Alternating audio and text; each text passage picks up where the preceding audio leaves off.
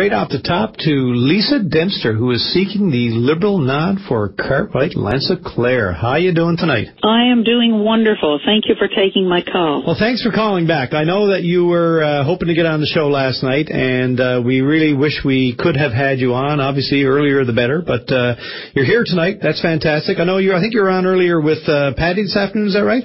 I was, absolutely. I did an interview with Peter Cowan this morning on Labrador Morning. I talked to Patty Daly this afternoon. I'm touching base with you tonight, and maybe before the week is out, I'll talk to Bill Rowe as well, and I will have hit all you guys. You have burst out of the gate. You're not just casually sauntering in here. You're flat out. Well, I think it's fair to say that I am already a household name in the district of Cartwright Lanceclair. I think that would be fair to say, yes. But it's always nice to get out and have people across the province just to hear you and hear what your intentions are. No stranger to the region. Labrador is my home. I was born and raised here in Charlottetown. I lived away only for post-secondary schooling, and I have been working with the unemployed in my district for 23 years. I have volunteered in a widespread variety of capacities, community level, regional level, provincial level, and many of the roles that I have filled have involved me being a voice for Cartwright Lanceclair, so I feel very comfortable in taking on this new role that I am seeking, absolutely, for sure. Yes, well, I got a gist of your past involvement in the area from your conversation with Patty, and it was long and expansive. So clearly you have been involved, and you clearly must be well known for all that effort. But let me just clarify: have you had a long-standing involvement or connection with the Liberal Party, or is this something that you've decided recently to join with them and seek this seat? Very good question. Yes, absolutely I have. I made a joke when people were asking what party I was running for. I said, well, I was born into a family where maybe two things were decided for me before my arrival, and one was that you had to vote Liberal, and the second was that you had to drive a Shiv. So I come from a long line of Liberals. The Liberals really believe in rural communities, and that is something that we have not seen from the Dunderdale government. We've seen a top-down, heavy-handed approach, an attack on rural communities, cuts to the services, and I want to get in there in the House of Assembly, and I'm very excited to bring my own ideas of how I see we can reinvest in our people and in our communities and give back some of the hope that I've seen being lost around me in recent months. Now, obviously, to many rural ridings, but it has a very specific case in your situation. Transportation, I would think, would be one of the foremost issues on people's minds when you talk to your constituents there. What do you have in mind for the campaign and for the Liberal Party when it comes to transportation? Transportation is very, very huge, and for people who listen to me this afternoon, I don't want to sound redundant, but absolutely it is a big issue, because everything we do really in our work and our play and our volunteer, transportation plays a role. Our roads, right now we're in the middle of spring thaw. I have to drive up to Goose Bay tomorrow, 420 kilometres, what'll be the parts of the most atrocious road conditions, I would say, anywhere in North America. We did have a little bit of money approved to start the pavement.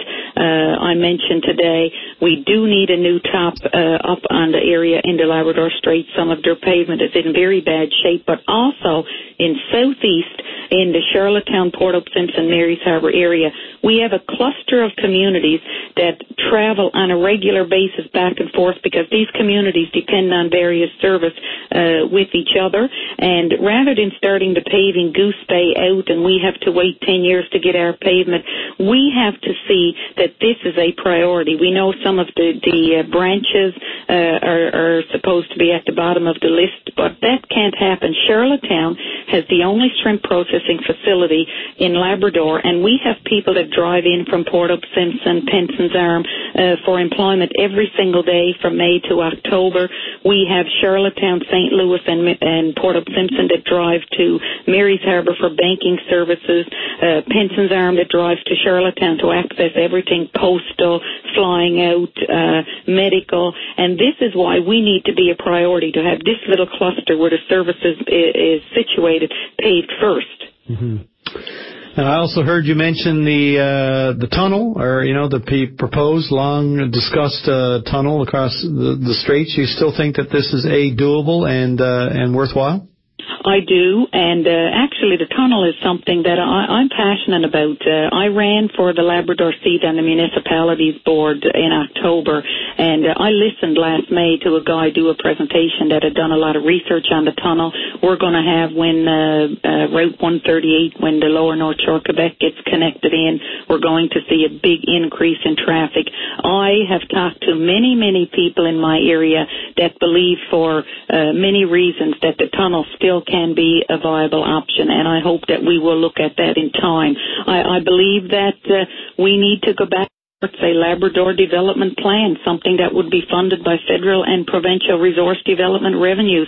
I believe a plan like this could be a catalyst for community sustainability and infrastructure development. Back in the early 90s, we had a Labrador agreement. We had a lot of money that went into infrastructure, basic needs like water and sewer. I am talking to you tonight, April 9th, 2013. It saddens me when I look at the resources that's coming out of Labrador, and I've worked with a team of career and employment counselors, and there's people on my team carrying their water all winter long to flush their toilets, and that is not acceptable, and we have to find ways and means to move past that. And until we get the basic needs put in place and the social needs met, how can we expect to bring our economic development activity up to where it needs to be? Mm-hmm. Well, it's exciting times for Labrador, an exciting time, no doubt, to be involved in an election, a by-election. I think the nominations or the nominating period closes on Friday. Is that right?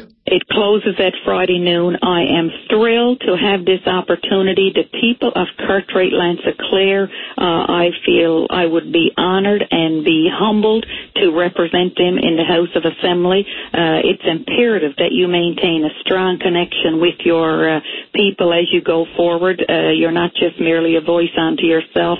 I have worked with many of these people through tough times, like when the cod fishery closed, and a way of life was gone that these people knew, but they showed such resilience. It didn't stop them. They invested into bigger boats, and they went out and took on bigger challenges. I would be privileged to work for them and to be their voice. Okay, Lisa Dempster, seeking the Liberal nomination for Cartwright, Lansa-Clare. All the best. Thanks for this, and I'm sure we'll be speaking to you again. I guess we'll find out now very shortly after Friday. When do you expect the announcement to be made? Well, of course, that's assuming there is. If there's no other candidates or no one else seeking this nomination, I guess it'll be made official on Friday. But if there's another, there are no challengers as far as I know. Are you aware of any? Well, the nomination was called yesterday, and as you said, it closes at noon on Friday, and nobody have come out. I will be possibly acclaimed on Friday if nobody else comes out. If somebody has nerve enough to come out, because my support is extremely strong. I've done my homework for several weeks. I have a lot of people on the ground signing people up and things like that. But if there is someone else that puts their name forward, and it's their right, it is a democratic process, there will be an election that will take place on Tuesday. Okay, very quickly. Up next week. Again, one way or the other, I'm sure. We will be in touch. Get used to hearing my voice, because you're going to hear it lots. All right, all the best. Have a good evening. You too. Bye-bye. Bye-bye.